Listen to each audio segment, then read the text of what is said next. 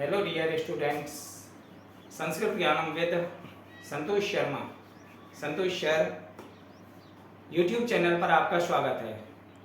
आज हम 10th class के सिलेबस के बारे में चर्चा करेंगे। उसके साथ साथ जो महत्वपूर्ण बिंदु हैं, जो आने वाले हमारे लिए एग्जाम में प्रश्नोत्तर हैं, उनके बारे में गहन अध्ययन करेंगे।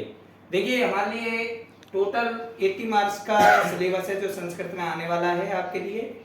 उसमें जो खंड अ है उसमें हमारे एक अपठित गद्यांश आएगा जो हमारे कितने नंबर का होगा, 8 नंबर का। इस 8 नंबर के गद्यांश में हमारी एक पदेन उत्तर जो क्वेश्चन आएंगे वो 4 आएंगे।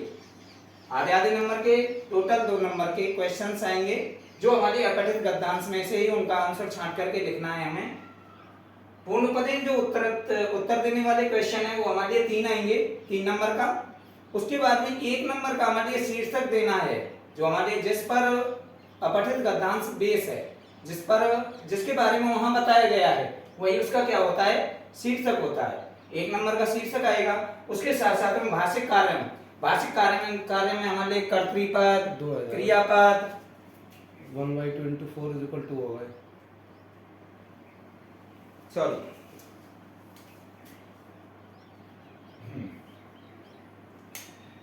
इसमें भाषिक कार्य में हमारे कर्तृपद, क्रियापद, उसके साथ साथ में विशेषण, विशेष्य अर्थात ग्रामर के जो टॉपिक होते हैं हमारे, वो सभी किसमें पूछे जाते हैं, भाषिक कार्य में पूछे जाते हैं। चाहे वह संज्ञा हो, सर्वनाम हो, इससे संबंधित जो भी क्वेश्चन है वो 4 क्वेश्चन हमें दिखाई देंगे 2 नंबर के। टोटल हो जाते हैं अपने 8 मार्क्स। 8 नंबर का हमारी अपठित गद्यांश है, खंड आम है। उसके बाद में बात करते हैं खंड बाकी। इसमें रचनात्मक कार्य जिसमें पत्र हो गया, प्रार्थना पत्र हो गया, वह सभी हमारे लिए इसमें आता है जो कितने नंबर का आएगा, 15 नंबर का।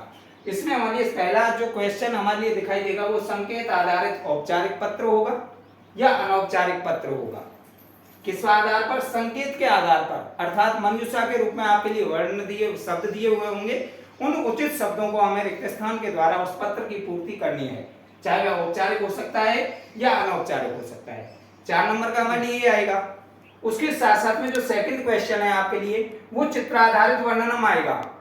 चित्र आधारित वर्णनम, कोई चित्र दिया हुआ होगा, उसके साथ में आपके लिए मंजूषा देंगे और उस मंजूषा के आधार से हमें 8 वाक्यों की रचना करनी है। 8 वाक्यों की रचना करनी है मंजूषा के आधार से, अथवा हमारे लिए संकेत आधारित वार्तालाप दिया हुआ होगा, अर्थात मंजूषा के रूप में शब्द दिए हुए होंगे और रिक्त स्थान में उचित शब्द को लेकर के हमें उसकी पूर्ति करनी है, जो वार्तालाप है। यह हमारी आता है 4 नंबर का। थर्ड जो क्वेश्चन आएगा रचनात्मक कार्य में, वह हमारे अनुवाद कार्य में आएगा। अर्थात हमारे लिए 6 वाक्य दिए हुए होंगे हिंदी वाले, हिंदी के 6 वाक्य हैं, उनमें से किन्हीं भी 4 वाक्यों का हमें संस्कृत में अनुवाद करना है। जैसे वह जाता है, सह गच्छति, वे दोनों पढ़ते हैं, तौ पठतः, इस तरीके से हमें उन वाक्यों का संस्कृत में अनुवाद करना है। जैसे वृक्ष के ऊपर पक्षी बैठते हैं, वृक्षस्य उपरि खगाः तिष्ठन्ति, अर्थात हिंदी से संस्कृत में हमें उनका अनुवाद करना है। ये हमारे लिए देखिए 4 का करना है केवल, वहां गलती मत करना, बार बार बोल रहा हूं कि केवल 6 दिए हुए हैं, उनमें से 4 का करना है। कोई भी बच्चा 6 की 6 नहीं करके आएगा। यदि कोई 6 वाक्यों का निर्माण करता है और उनमें से यदि आपके 2 गलत हैं तो बेटा एग्जामिनर उनमें से उन 2 को चुन करके आपके नंबर काट सकता है। इसलिए जो आपसे आते हैं 4 अच्छी प्रकार से, उन्हीं 4 वाक्यों का हमें अनुवाद करना है हिंदी से संस्कृत में। उसके बाद में जो 4th क्वेश्चन आएगा घटनाक्रम संयोजनम। घटनाक्रम संयोजनम में हमारे लिए कोई भी कहानी दे दी जाएगी। जैसे कि हमारे लिए दे दी जाती है पिपासितः काकः, प्यासे कोई वाली, या फिर जिसे आप ग्रेडी डॉग बोलते हो वो वाली, लॉयन एंड माउस। इनमें से कोई भी कहानी है वो आपके लिए दे दी जाएगी। उसमें हमारे लिए 6 से 8 लाइनें दी जाएंगी, उनको हमें क्रम से जमाना है। जो घटना क्रम है, कहानी का क्रम है, उसी के अनुसार हमें उनको जमाना है। यह आएगा अपना 3 नंबर का। इसके बाद में खंड गा की तरफ बढ़ते हैं, वह हमारे लिए आएगा 25 नंबर्स, जिसमें हमारे लिए प्रश्न दिखाई देंगे बहुविकल्पात्मक। 6 क्वेश्चन हमारे लिए बहुविकल्पात्मक अर्थात टिक द करेक्ट वाले आएंगे। रिक्त स्थान पूर्ति, जिसमें हमसे प्रत्यय, धातु रूप, शब्द रूप आदि पूछे जाते हैं। अति लघुत्तरात्मक, एक पदेन वाले, शॉर्ट क्वेश्चन, शॉर्ट आंसर, और लघुत्तरात्मक, इसमें हम पूर्ण पदेन कह सकते हैं, इसको थोड़ा सा बढ़ा के आंसर दिया जाता है। उसके साथ में इसमें हमारे किस किस टॉपिक में से आएंगे क्वेश्चन, वो देखते हैं खंडगांव में। संधि से संबंधित 4 क्वेश्चन आएंगे टिक द करेक्ट में। संधि से जो क्वेश्चन आएंगे चारों किस में आएंगे, टिक द करेक्ट में। उसके बाद में समास के जो 3 क्वेश्चन आएंगे वो भी आपके लिए टिक द करेक्ट में से ही आएंगे। 7 क्वेश्चन, ये सातों के सातों क्वेश्चन किस में से आएंगे, टिक द करेक्ट, मतलब कि अपने लिए बहुविकल्पात्मक रूप में आएंगे। कारक से संबंधित, कारक और विभक्ति जो है अपने लिए, वो हमारे लिए 4 नंबर का इसमें से टॉपिक में से आएगा। प्रत्यय 3 नंबर का, इसमें से हमारे लिए रिक्त स्थान पूर्ति वाला दिया जाएगा। रिक्त स्थान पूर्ति में हमसे प्रश्न प्रत्यय दे दिया जाएगा, धातु दे दी जाएगी, और उसमें हमसे क्वेश्चन पूछा जाएगा जो बनने वाला शब्द है किसी भी प्रत्यय के साथ में। मान लीजिए जैसे द्रस धातु है, सत्री प्रत्यय है, और उसमें हमें वाक्य को देखना है, केवल इतना ही लिखा हुआ मिलेगा आपको कि द्रस धातु के साथ में सत्री प्रत्यय, उसको हमें मिला करके लिखना है। और मिलाने के लिए हमें क्या देखना होगा, जो वाक्य दिया हुआ है उस वाक्य में कर्ता कौन है, कर्ता का लिंग क्या है, कर्ता जो आ रहा है उसका लिंग क्या है, क्योंकि सत्री प्रत्यय के तीनों लिंगों में रूप बनते हैं। सत्री प्रत्यय का शेष बचता है अंति, इनके तीनों लिंगों में रूप चलते हैं। तो हमें वहां कर्ता देखना होगा कि कर्ता का लिंग क्या है। जब कर्ता का लिंग हम देखेंगे तो कर्ता के लिंग के अनुसार हमें उस वाक्य में उसी शब्द को जोड़ना है। अत जोड़ा जाता है नपुंसक लिंग के लिए। यदि मान लीजिए नपुंसक लिंग का कर्ता है तो उसमें बनेगा पश्यन्, क्योंकि गौण धातु के रूप बनते हैं, इसमें मूल धातु के रूप नहीं बनते। परस्मैपदी धातु है हमारी, परस्मैपदी धातु के साथ में सत्री प्रत्यय जुड़ता है। तो यहाँ पे प्रत्यय से संबंधित 3 क्वेश्चन दिखाई देंगे, अव्यय से संबंधित 3 क्वेश्चन, ये भी आपके लिए रिक्त स्थान वाले आएंगे, मंजूषा के रूप में आएंगे। अव्यय दे दिए जाएंगे 3 से लेके 4, उनमें से उचित आपको 3 जो रिक्त स्थान है उनमें आपको छांट करके उनको लिखना है। नेक्स्ट हमारे लिए क्वेश्चन आएगा अव्यय, उसके बाद में उपसर्ग, ये भी आपके लिए टिक द करेक्ट में ही आंसर आएगा। टिक द करेक्ट में 2 क्वेश्चन दे दिए जाएंगे, 2 शब्द दे दिए जाएंगे, उनमें से उचित उपसर्ग को आपको छांट करके लिखना है। जो नेक्स्ट जो अपने लिए टॉपिक है वो है शब्द रूप। शब्द रूप में से 2 क्वेश्चन दिखाई देंगे, दोनों के दोनों क्वेश्चन हमारे रिक्त स्थान पूर्ति में आएंगे। मतलब कि इसमें भी आपको क्या देखना है शब्द रूप में, कि जो शब्द दिया हुआ है वह कौन सी विभक्ति का है, वो पूरी डिटेल आपको वहां पे दी हुई होगी। कि मान लीजिए अस्मत् का षष्ठी विभक्ति एक वचन शब्द रूप लिखना है आपको, तो अस्मत् का षष्ठी विभक्ति एक वचन क्या बनेगा, वही आपको उस रिक्त स्थान में लिखना, उसका आंसर लिखना है। तो अस्मत् में आप जानते हो सभी कि अहम आवा मयम मामा वंस्मा मया वाभ्यम अस्माभि मह्यम आवाभ्यम अस्माभ्यम मत आवाभ्यम अस्मत् मम आभ्यो अस्माकम। तो षष्ठी विभक्ति में जब आप आंसर दोगे तो आंसर हो जाएगा एक वचन में आपका मम। उसी प्रकार से आपको वहां देखना है हरि शब्द आ जाए, गुरु शब्द आ जाए, कौन जो शब्द दिया हुआ है उसकी डिटेल को पहले पढ़ना अच्छी प्रकार से कि किसका पूछा है, कौन सी विभक्ति का और वचन का पूछा है, उसी अनुसार से आपको उसका आंसर देना है। जो नेक्स्ट अपना टॉपिक है धातु रूप, इसमें हमारे लिए 2 क्वेश्चन दिखाई देंगे, ये भी हमारे रिक्त स्थान पूर्ति में ही आएंगे। लेकिन इसमें विशेषता क्या ध्यान रखना है, धातु रूप का जब भी आप देते हो तो हमेशा धातु रूप में भी आपको वहां पर वचन और जो पुरुष है वह आपको उस वाक्य में से निकालना होगा कि कर्ता है वह किस वचन का और किस पुरुष का है। जब आप कर्ता की पहचान कर लोगे तो उसके अनुसार ही आपको क्या है वहां पर केवल क्या डिटेल देंगे, देख लीजिए मान लीजिए आपको दे दिया खाद धातु, खाद धातु लंग लकार दे दिया, इतना डिटेल देंगे। बाकी आपको वचन और जो पुरुष है वो कहां से देखना होगा, वाक्य में से। जिस वचन का और जिस पुरुष का कर्ता है उसी वचन उसी पुरुष में आपको उसके रूप बनाने हैं, उसी धातु के। नेक्स्ट वाला देखिए खंड द, जो हमारे 32 नंबर का आएगा, पाठ्य पुस्तक से बहुविकल्पात्मक प्रश्न। ये आपके लिए प्रारंभ में ही दिखाई देंगे, जो टिक द करेक्ट है। 6 क्वेश्चन आएंगे जिसमें बहुविकल्पात्मक मतलब ऑप्शनल 4 ऑप्शन दिए हुए होंगे, उनमें से आपको आंसर देना है, उचित आंसर। और इनमें भी 2 क्वेश्चन तो आपको मैं पहले ही बता चुका हूं, अब भी बता रहा हूं कि पहला क्वेश्चन आपके लिए लेखक, पाठ का नाम दे देंगे, उसका लेखक कौन है, रचनाकार। और दूसरा क्वेश्चन उस पाठ को कहां से लिया गया, किस रचना से लिया गया, ये 2 क्वेश्चन अवश्य आते हैं। मतलब कि 6 में से 2 क्वेश्चन तो वो अवश्य आएंगे। उसके बाद में उसमें से दिए हुए अंदर से कोई भी क्वेश्चन लिया जा सकता है, उस क्वेश्चन का आंसर आपको देना है। सेकंड इसमें खंड जो दार है उसमें कोई भी 3 अंश, अर्थात 3 अंश हमारे होते हैं गद्यांश, पद्यांश और नाट्यांश। इन तीनों अंशों में से हमारे लिए एक गद्यांश दिया हुआ होगा, एक पद्यांश दिया हुआ होगा और एक नाट्यांश। इनमें से हमारे लिए पहले जो क्वेश्चन पूछे जाएंगे वो पूछे जाएंगे एक पद में उत्तर देने वाले।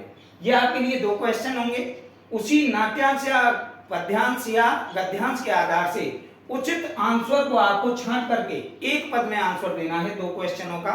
1 नंबर का ये है पूर्ण वाक्य वाले अर्थात पूर्ण पद में उत्तर देने वाले। ये भी हमारे लिए 2 क्वेश्चन आएंगे। इनका आंसर भी कहां से देखना है आपको, नाट्यांश गद्यांश या पद्यांश में से ही छांट करके लिखना है। जो गा पाठ आता है वह भाषिक कार्य में आता है। भाषिक कार्य में पहले भी आपको अपठित गद्यांश में बता चुका हूं कि भाषिक कार्य में हमारा ग्रामर से संबंधित पूछा जाता है। अब चाहे वह कर्तरी क्रियापद हो, विशेषण विशेष्य हो या संज्ञा सर्वनाम हो, समझ रहे हो, ये सभी किसमें पूछा जाता है, भाषिक कार्य में पूछा जाता है। ये हमारे लिए 2 क्वेश्चन आएंगे 1 नंबर का, सॉरी ये हमारे लिए कितने नंबर का होगा, 1 नंबर का। इस तरीके से तीनों अंश के 4 पद्यांश, 4 गद्यांश, 4 नाट्यांश, क्योंकि टोटल जो हमारे अंक बन रहे हैं वो 1 नंबर का 1 पदेन, 2 नंबर का पूर्ण पदेन, 1 नंबर का भाषिक कार्य, मतलब 4 नंबर का 1 में से आएगा, एक गद्यांश में से 4 नंबर का, एक पद्यांश में से, एक नाट्यांश में से, टोटल 12 नंबर का ये हमारे लिए टॉपिक आएगा। उसके बाद में थर्ड जो इसमें से पूछा गया है वो भावार्थ लेखन। कोई भी आपके लिए श्लोक दे दिया जाएगा, ये हमेशा भावार्थ जो पूछा जाएगा यह पद्यांश का पूछा जाएगा। किसका पूछा जाएगा, पद्यांश का। मतलब कि कोई श्लोक दे दिया जाएगा आपको और इस श्लोक का आपको भावार्थ लिखना है। कितने नंबर का, 2। और हमेशा ध्यान रखना जब भी आप भावार्थ लिखते हो तो जो हम प्रसंग लिखते हैं उस प्रसंग को उसी भावार्थ में लिख दिया जाता है कि जो हमारा यह लिया गया है श्लोक, यह किस रचना से, किस पाठ से लिया गया है, उसके रचनाकार कौन है और किस रचना से इसको लिया गया है, इसमें क्या बताया गया है, ये सभी शुरुआत में लिखना है। उसके बाद में जो उसका अर्थ होता है, जो भाव होता है उस श्लोक में, वह हमें लिख देना है। एक साथ लिख देना, कोई परेशानी नहीं है इसमें, अलग से प्रसंग और संदर्भ लिखने की आवश्यकता नहीं है। अगला जो क्वेश्चन आएगा अन्वय लेखनम, यह हमारे रिक्त स्थान पूर्ति वाला आएगा। 4 आपके लिए शब्द दे दिए जाएंगे, उन चारों उचित शब्दों को उचित रिक्त स्थान में आपको भरना है। वही अन्वय लेखनम में आपके लिए 2 नंबर का क्वेश्चन हो जाता है। ध्यान रखना अन्वय लेखनम में श्लोक का ही अन्वय आएगा। किसी भी श्लोक का जो अन्वय है वह आपको दे दिया जाएगा, उसको मंजिशा के रूप में दिया जाएगा। 4 क्वेश्चन आप 4 शब्दों को ले लिया जाएगा उनमें से और उचित शब्द को आपको उचित स्थान पर भरना है। 5वां जो क्वेश्चन है पर्याय या विलोम पद मेलनम, मतलब मेलन करने के लिए दे दिया जाएगा, मिलान करने के लिए। एक तरफ आपको शब्द दे दिए जाएंगे, दूसरी तरफ उसके पर्यायवाची शब्द दे दिए जाएंगे, उनको आपको क्रम से मिलाना है कि फर्स्ट का जैसे जन्म का क्या हो जाएगा, जैसे वहां पे वारी दे दिया जाए, तोय दे दिया जाए, ये सभी किसके होते हैं, जल के होते हैं। अग्नि का दे दिया जाए तो इसी तरीके से सूर्य का दे दिया जाए, भानु भास्कर दिवाकर, इनमें से कोई सा भी क्वेश्चन दे दिया जा सकता है, हैं? इसी प्रकार से या तो पर्याय शब्द पूछा जाएगा या आपसे विलोम शब्द। इसका ध्यान रखना है, ये केवल आपको मिलान करना है और मिलान करने का तरीका मैं बताऊंगा आपको। नेक्स्ट क्वेश्चन आपका आएगा कोई भी 2 श्लोक जो इस पाठ्य प्रश्न पत्र में नहीं आए हैं, इस प्रश्न पत्र के अलावा कोई भी 2 श्लोकों को आपको लिखना है।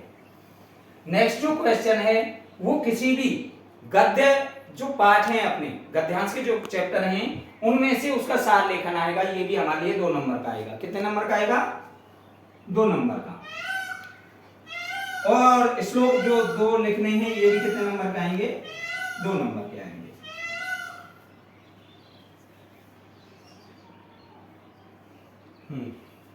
इस तरीके से ये हमारा पूरा सिलेबस है जिसके अकॉर्डिंग हमें तैयारी करनी है।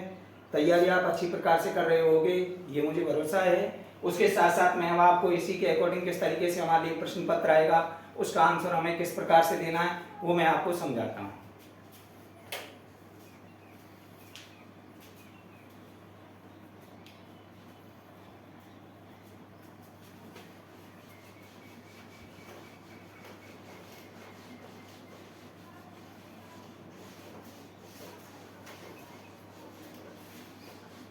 अपनी तैयारी को सुचारू रूप से अच्छी प्रकार से कीजिए।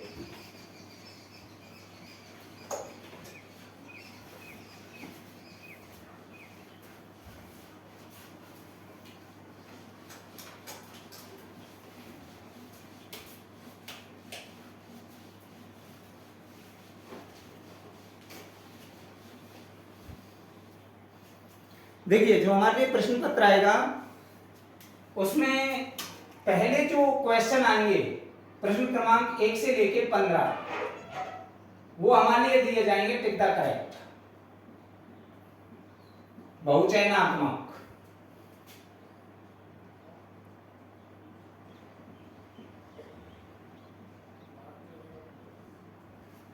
बहुचयनात्मक बोलते हैं मतलब कि ऑप्शन आपके लिए 4 ऑप्शन दिए जाएंगे, उनमें से उचित ऑप्शन का आपको छांटना है और उसका आंसर लिखना है। सीधा आंसर लिखोगे आप। जैसे मान लीजिए फर्स्ट क्वेश्चन आपके लिए दिया हुआ है, किसी भी अपने पहला जो क्वेश्चन आएगा वो लेखक के बारे में आएगा, रचनाकार के बारे में। मान लीजिए हमारी रचना दे दी है बुद्धिर बलवती सदा, इसको किस ग्रंथ से लिया गया है? पहला क्वेश्चन मान लीजिए बुद्धिर बलवती सदा,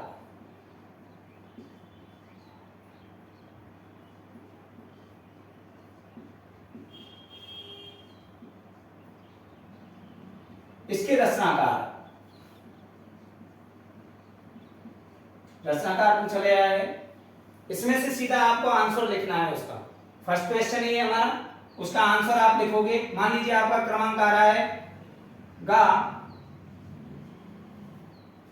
बुद्धि बलवान होती है हमेशा, इसको पूछा गया है आपसे, तो इसका आंसर आपको लिखना है। तो उसमें का को लिख करके उसका आंसर लिखना है आपको।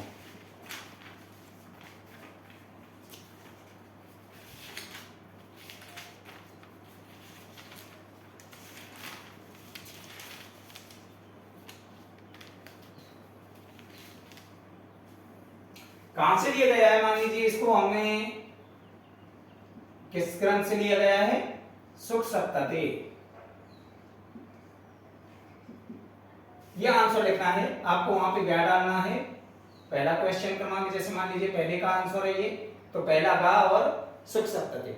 उसी प्रकार से जो हमारे 15 क्वेश्चन है उनके आंसर लिखते जाना है। सेकंड में जो ऑप्शन आपके लिए आएगा, मान लीजिए यहां तो रचनाकार पूछा, रचना पूछी है, किस रचना से लिया गया है। अगला क्वेश्चन जो हमारे लिए आएगा वो रचनाकार के बारे में आएगा, तो आपको रचनाकार का नाम भी लिखना है। उसी प्रकार से जैसे मान लीजिए क्वेश्चन आपसे पूछा गया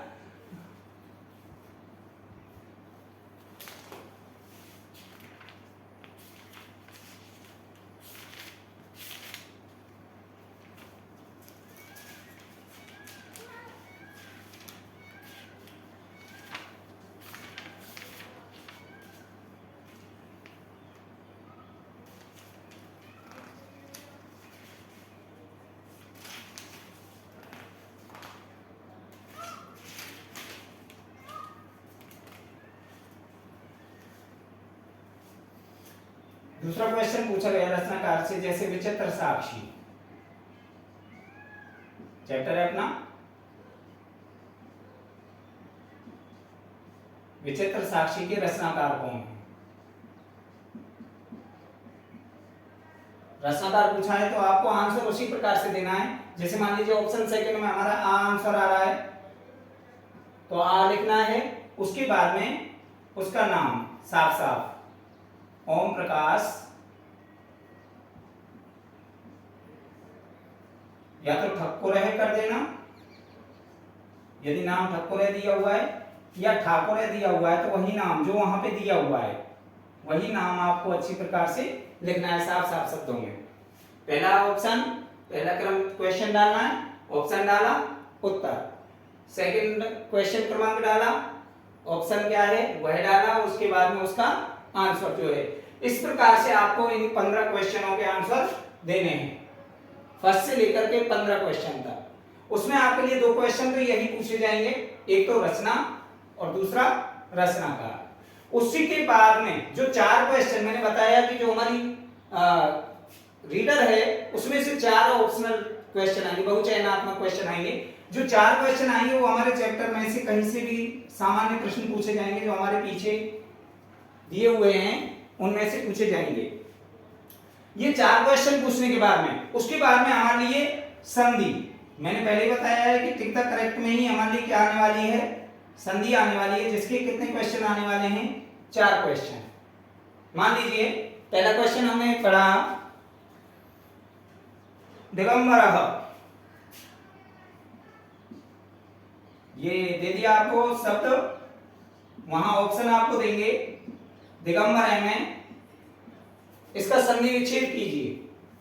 जहां पर आपको अब देखिए ये सामान्य दिगंबर शब्द दिया हुआ है, क्या बन रहा है, गा, तृतीय बन रहा है, क्योंकि अन्य संधि का नियम यहां लागू नहीं हो रहा है।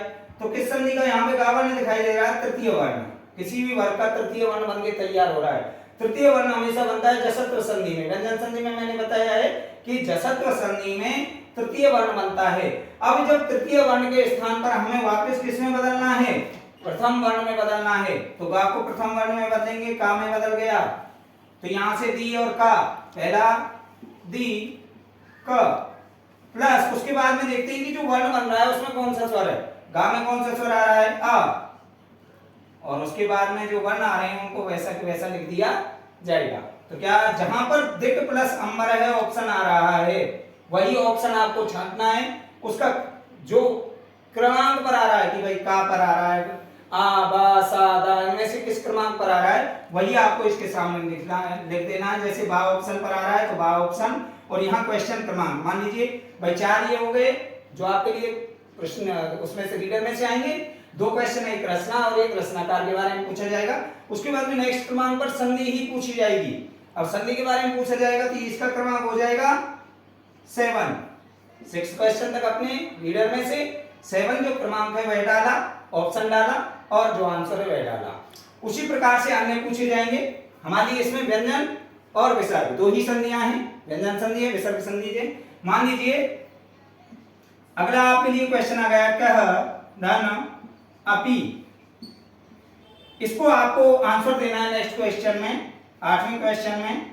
तो आंसर को देते समय आपको यही देखना है कि जो संधि का नियम है वो क्या कह रहा है, क्योंकि विसर्ग से पहले भी अ है और विसर्ग के बाद में भी अ वर्ण है। यदि विसर्ग से पहले ए आ जाए तो हमेशा दोनों को मिलाकर के क्या बन जाता है, ओ।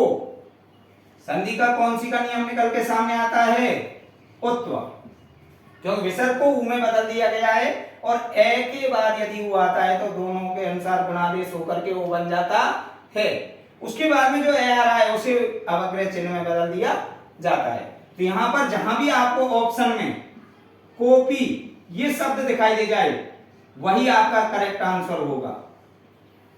उस वाले ऑप्शन को चूज करना है, उस वाले ऑप्शन को डालना है और साथ में आंसर लिख देना है। उसके बाद में जो अपना 9th वाला क्वेश्चन है वह भी किस में से आएगा, संधि में से, मतलब कि 4 क्वेश्चन आपके संधि से पूछे जाने हैं। जैसे मान लीजिए नहीं प्लस जनः, क्योंकि संधि में से ऋत्व चाहे वह विसर्ग हो या व्यंजन हो किसी में से भी पूछे जा सकते हैं। नहीं प्लस जनः, यहां हमें दिखाई दे रहा है कि विसर्ग से पहले यदि ए आ के अलावा कोई भी स्वर आता है तो हमेशा विसर्ग को रा में बदल दिया जाता है। सीधा नियम है कि यदि विसर्ग से पहले ए आ के अलावा कोई स्वर आ रहा है तो विसर्ग को रा में बदल दीजिए। बाद वाला शब्द क्या है उस पर ध्यान दो मत दो, क्योंकि हमेशा तृतीय चतुर्थ वर्ण आना चाहिए बाद में। ये नियम है कि तृतीय चतुर्थ वर्ण आना चाहिए, तृतीय चतुर्थ और पंचम वर्ण 3 वर्ण होते हैं। तो यहाँ पर हमें तो पहला ही नियम पता चल गया, विसर्ग से पहले ए आ के अलावा कोई स्वर है तो ई दिया हुआ है, इसलिए विसर्ग को किसने रा में बदला।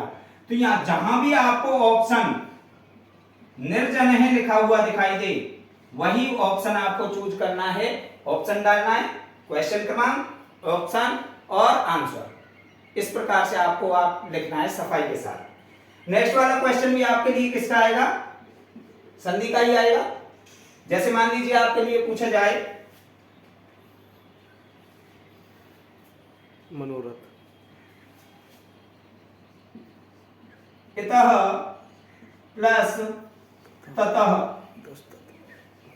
इतः प्लस ततः, यहां ऑप्शन आपको चूज करना है। अब हमेशा ध्यान रखना विसर्ग से पहले तो ए दिखाई दे रहा है, विसर्ग से पहले तो ए दिखाई दे रहा है, लेकिन बाद में पहला वर्ण है, आने चाहिए तीसरा चौथा या पांचवा वर्ण। यदि विसर्ग के बाद में तीसरा चौथा पांचवा वर्ण आए तभी कौन सी संधि लागू होगी? उत्व संधि लागू। मतलब कि विसर्ग के बाद में कोई स्वर आए, स्वर भी कौन सा? ए आए, तभी ये नियम लागू होता है। यदि विसर्ग के बाद में तृतीय चतुर्थ पंचम वर्ण में से कोई सा नहीं आ रहा, उत्व संधि में हमारे लिए और क्या बताया गया है कि विसर्ग से पहले तो ए आना चाहिए, लेकिन विसर्ग के बाद या तो तीसरा या चौथा या पांचवा वर्ण आना चाहिए, तभी ये उत्व संधि का नियम लागू होता है। यहाँ पर किस संधि का नियम लागू होता है? उत्व का। यदि विसर्ग से पहले तो ए आ रहा है, लेकिन विसर्ग के बाद में पहला या दूसरा वर्ण आ रहा है, तो ये ता वर्ण आ रहा है, तो यहाँ पर यह संधि का नियम, उत्व संधि का नियम लागू नहीं होगा। तो यहां पर कौन सी संधि का नियम लागू होगा? सत्व संधि का। अब सत्व संधि क्या कहती है? यदि विसर्ग से पहले कुछ भी कोई भी वर्ण आ रहा है, लेकिन विसर्ग के बाद में पहला या दूसरा वर्ण आ रहा है, विसर्ग के बाद में पहला या दूसरा वर्ण आ रहा है, और वो भी स्तो स्तुना स्तु स्तो स्तुना स्तु, ये सूत्र है। तो यहाँ पर ता आने पर विसर्ग को शा में बदल दिया जाता है। सत्व संधि का सर्जसो रूप, मतलब विसर्जनीय से सह सूत्र लगता है, विसर्जनीय से सह, विसर्ग को सा में बदल दिया जाता है। तो यहाँ पर विसर्ग को किस में बदल दिया है? सा में बदल दिया है, तो शब्द क्या बनेगा? इतस्ततः। ये अपना राइट आंसर है। जिस वाले ऑप्शन में ये राइट आंसर दिया हुआ है उसी ऑप्शन को आपको चूज करना है, उसके साथ में इस शब्द को लिख देना है। ये शब्द आपको वहां दिखाई देगा। मतलब इस संधि के 4 क्वेश्चन आएंगे, चारों क्वेश्चन में से आपको उचित आंसर देख करके कि कौन सी संधि का हमें शब्द दिख रहा है, उस संधि का आंसर किस वाले ऑप्शन में, उस ऑप्शन को लिखना है और साथ में आंसर लिख देना है। इस प्रकार से 4 क्वेश्चन हमारे संधि के आने वाले हैं। उसके बाद में 10वां क्वेश्चन हो गया। 7 से लेके 10वें क्वेश्चन तक 4 क्वेश्चन संधि के। उसके बाद में जो क्वेश्चन आएंगे हमारे लिए वो आने वाले हैं समास से संबंधित। किससे संबंधित? समास से संबंधित हमारे लिए 3 क्वेश्चन पूछे जाएंगे। और समास हमारे लिए तुम्हें पता ही है 5 समास दिए हुए हैं। तत्पुरुष समास के अलावा सभी समास दिए हुए हैं, चाहे वे द्विगु हो, बहुब्री हो,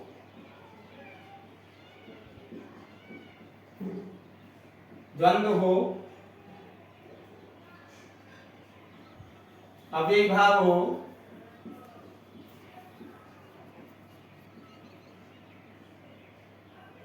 या फिर कर्मधारय हो। ये 5 समास हमारे सिलेबस में है। रेड मार्क पे यूज कर लो, चलना रही।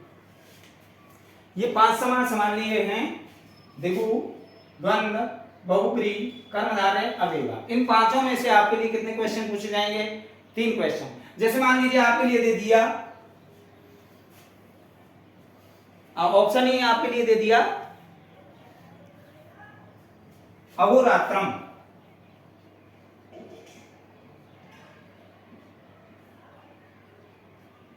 ये वाला ऑप्शन है आपके लिए। क्वेश्चन पूछा गया है अहोरात्रम, इसमें से आपको समास बताना है, इसका समास विग्रह करना है।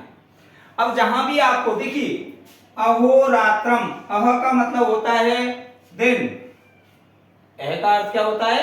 दिन, और रात्रम का अर्थ होता है रात्रि, दिन और रात। अब देखिए जब और का अर्थ आता है तो हमेशा कौन सा समास होता है? द्वंद्व समास। और द्वंद्व समास में छह का प्रयोग किया जाता है, और के लिए किसका प्रयोग किया जाता है? छह शब्द का प्रयोग किया जाता है मध्य में। तो इसका जवाब जहां भी आप देखोगे वहां पे आपको क्या दिखाई देगा? अहश्च,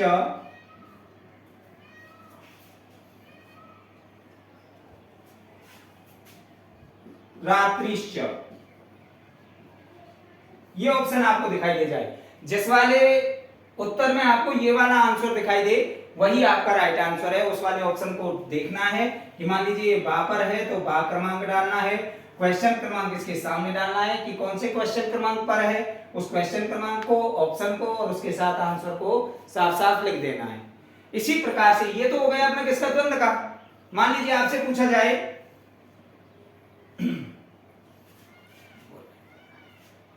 त्रिनेत्रम,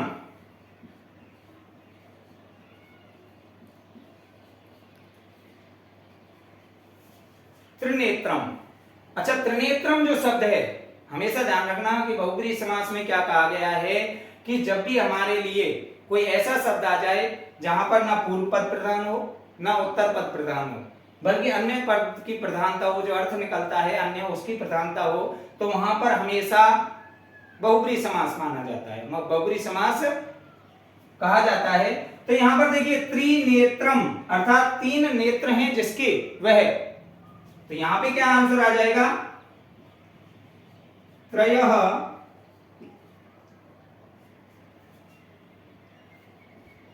नेत्राणि यस्य सह,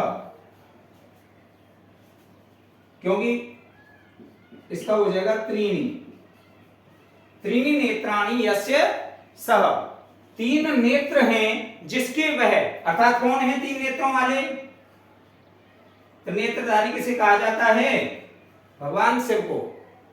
तो नेत्रधारी किसे कहा जाता है, भगवान शिव को। अन्य अर्थ की प्रधानता है, अन्य अर्थ निकल के सामने आ रहा है तो वहां पर बहुब्री समास होता है। चतुरानन आ जाए, पंचानन आ जाए, पंच, अब देखिए अगला शब्द हम जैसे दे दिया जाए पंचवटी, पंचवटी, अब देखिए जहां पूर्व पद और उत्तर पद, तो हमेशा समास में दो पद होते हैं, एक पूर्व पद होता है, एक उत्तर पद होता है। पूर्व पद की प्रधानता केवल हमारे अव्ययी भाव समास में होती है। पूर्व पद किसमें प्रधान होता है, अव्ययी भाव समास में, क्योंकि पूर्व पद अव्यय पद होता है और अव्यय पद के कारण यह प्रधान होता है, इसलिए इसका समास का नाम रखा गया है अव्ययी भाव। देखिए उसके बाद में हम पढ़ते हैं तत्पुरुष समास, जो हमारे सिलेबस में नहीं है, लेकिन जब तत्पुरुष समास की बात करते हैं तो तत्पुरुष समास में उत्तर पद की प्रधानता होती है, और तत्पुरुष समास के ही दो भेद कहे गए हैं। एक तो कहा गया है हमारे कर्मधारय समास को, पहला भेद कौन सा होता है, कर्मधारय समास, और तत्पुरुष समास का दूसरा भेद होता है द्विगु समास। अर्थात यदि कर्मधारय समास की बात करें तो इसमें भी उत्तर पद की प्रधानता होगी, और द्विगु समास की बात करें तो इसमें भी उत्तर पद की प्रधानता होगी। क्यों, क्योंकि तत्पुरुष समास के ही दोनों क्या होते हैं, भेद होते हैं। अब यहां पर हम देखते हैं कि जब हम कर्मधारय समास की बात करें, देखो अव्ययी भाव समास में पूर्व पद अव्यय आएगा, यहां अव्यय दिया हुआ है क्या, नहीं दिया हुआ है, अव्ययी भाव समास नहीं होगा। नेक्स्ट बात करते हैं हम कर्मधारय समास की। कर्मधारय समास में विशेषण विशेष्य को बताया जाता है, उपमान उपमेय को बताया जाता है। तो विशेषण विशेष्य अर्थात पहला शब्द विशेषण और दूसरा पद विशेष्य, यहां पर विशेषण विशेष्य बताया गया है क्या, नहीं बताया गया है। पंचवटी, पंच मतलब पांच, वटी मतलब वड, वट। अब यहां पर पंचवटी जो शब्द है, अगला देखते हैं हम द्विगु समास। द्विगु समास में हमारे पहले ही कहा गया, जो नाम से ही पता चल रहा है, द्वि गु, द्वि का मतलब होता है संख्यावाची। द्वि शब्द कैसा है, संख्यावाची। गु शब्द गाय के लिए आता है, ये हो गया संज्ञावाची। कैसा शब्द हो गया, संज्ञावाची। जहां भी संख्यावाची और संज्ञावाची शब्दों का मेल हो, एक साथ आ रहे हो, पूर्व पद संख्यावाची हो, उत्तर पद संज्ञावाची हो, वहां हमेशा कौन सा समास होता है, द्विगु समास होता है। जब द्विगु समास देखिए पंचवटी, पंच शब्द संख्यावाची है और वट शब्द संज्ञावाची है, जब भी इसका समास विग्रह करते हैं, दोनों ही शब्दों को, पूर्व पद और उत्तर पद दोनों को ही षष्ठी विभक्ति में बदल दिया जाता है, षष्ठी विभक्ति में बदल दिया। पंच का हो गया पंचानाम, क्योंकि पांच शब्द बहुवचन है, और बहुवचन शब्द को बहुवचन में ही बदला जाएगा, षष्ठी विभक्ति बहुवचन बनेगा। वट, वटानाम। अगला, क्योंकि ये एक समूह को बताने वाला है, समाहार शब्द का प्रयोग किया जाता है द्विगु समास में, तो अंत में हम किस शब्द का प्रयोग करेंगे, समाहारः, समूह को बताने के लिए समाहार शब्द का प्रयोग कर देंगे। पंचानाम वटानाम समाहारः, पांच बड़ों का, बटों का समूह, जहां पर समूह को बताया जाए, समाहार शब्द का प्रयोग कहां किया जाता है, समूह को बताने के लिए। तो ये द्विगु समास का उदाहरण हो। अब जहां भी आपको पंचवटी का ये वाला ऑप्शन दिखाई दे रहा हो, समास विग्रह पूछा है, पंचानाम वटानाम समाहार शब्द दिखाई दे रहा है, जहां भी आपको ये उदाहरण दिखाई दे रहा है, उसी वाले ऑप्शन को हमें चूज करना है। मान लीजिए ये गा वाले ऑप्शन में दिखाई दे रहा है, तो गा ऑप्शन डालना है, उसके साथ में इस उत्तर को लिख देना है। 3 क्वेश्चन हमारे किससे संबंधित आएंगे, समास से संबंधित। उसके बाद में 2 क्वेश्चन हमारे लिए पूछे जाते हैं उपसर्ग से संबंधित। उपसर्ग में मान लीजिए आपसे पूछा जाए आगमनम, ये शब्द दे दिया आगमनम। अब यहां पर हमें देखिए जब शब्द में हम उपसर्ग को छांटते हैं तो उपसर्ग हमेशा शब्द के पहले जोड़ा जाता है, किसी भी शब्द से या धातु से पूर्व जोड़ा जाता है। गम अपनी क्या है, धातु है, धातु से पूर्व क्या दिखाई दे रहा है हमें, आ। या तो आपको वहां पर आ ऑप्शन लिखा हुआ दिखाई देगा या आपको आंग ऑप्शन दिखाई दे, क्या दिखाई दे, आंग ऑप्शन। इनमें से कोई भी ऑप्शन आपको दिखाई दे रहा है वही ऑप्शन आपको चूज करना है, क्योंकि आ इसमें क्या है, उपसर्ग है, आ इसमें उपसर्ग है और जिसके लिए आंग उपसर्ग का ही भाग आ होता है। हाँ, मूल उपसर्ग क्या है, आंग, जिसका भाग क्या है, आ है। यदि आंग आ जाए या आ जाए वही उपसर्ग आपको चूज करना है, वही ऑप्शन। नेक्स्ट वाला हमारे लिए जैसे हम इसमें देखते हैं निर्वेदः, शब्द आपके लिए दे दिया जाए निर्वेदः।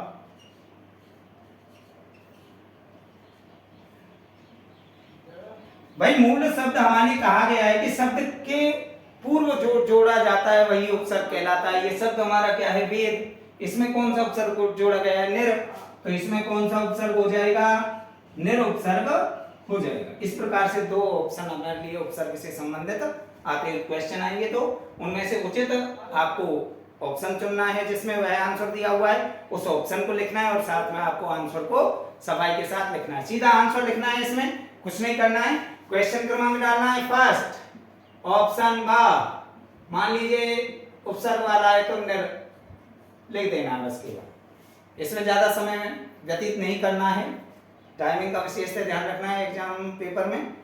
तो उसके साथ में 15 क्वेश्चन ये हो गए। 10 क्वेश्चन हमसे पूछे जाते हैं रिक्त स्थान वाले, ये टिकता करेक्ट हो गए। उसके बाद में 10 क्वेश्चन हमारे आते हैं रिक्त स्थान वाले, जिनमें हमसे धातु रूप, शब्द रूप, प्रत्यय, ये सभी किसमें पूछे जाते हैं, उसमें पूछे जाएंगे, चाहे वे धातु रूप से संबंधित हो। मैं आपको बता ही चुका हूं पहले ही कि हमारे प्रत्यय से संबंधित 3 क्वेश्चन आएंगे। प्रत्यय कितने नंबर का है, अब 15 क्वेश्चन ये कंप्लीट हो गए। उसके बाद में 16 से लेकर के मतलब क्वेश्चन क्रमांक फर्स्ट ही लिखा जाएगा, इसको क्वेश्चन क्रमांक क्या लिखेंगे, फर्स्ट। इसमें ये हो गया। क्वेश्चन क्रमांक सेकंड डाल करके इसमें आपके लिए 1 2 3 इस तरीके से आंसर क्वेश्चन दिए हुए होंगे। तो तीनों क्वेश्चन, जो पहले 3 क्वेश्चन हैं, यह आपसे पूछे जाएंगे प्रत्यय से संबंधित। किससे संबंधित, प्रत्यय से संबंधित। और प्रत्यय हमने पता ही है, ताप प्रत्यय पढ़ा है, सत्री प्रत्यय, सानच प्रत्यय, इक्तवतु, ये सभी प्रत्यय हैं, इनसे संबंधित पूछा जाएगा। इसमें विशेषतः क्या ध्यान रखना है आपको प्रत्यय में, कि यदि कोई प्रत्यय मान लीजिए आपके लिए पूछा जाए द्रस के साथ, रिक्त स्थान में यहां आपको शब्द दे दिया जाएगा। जैसे मान लीजिए आपको शब्द दे दिया है कोई भी,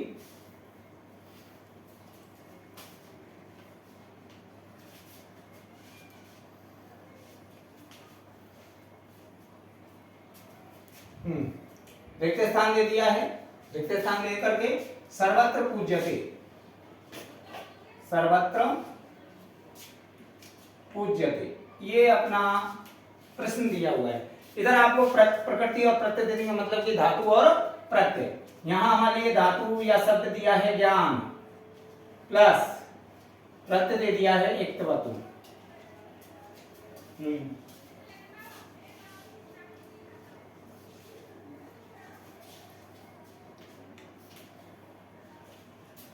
इक्तवतु प्रत्यय इसमें गलत दिया है,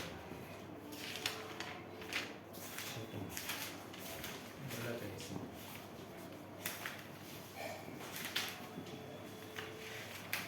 सही डाल दूंगा, सही डाल दूंगी, सही डाल दूंगा। रोक देगा, रोकना, रोक देगा।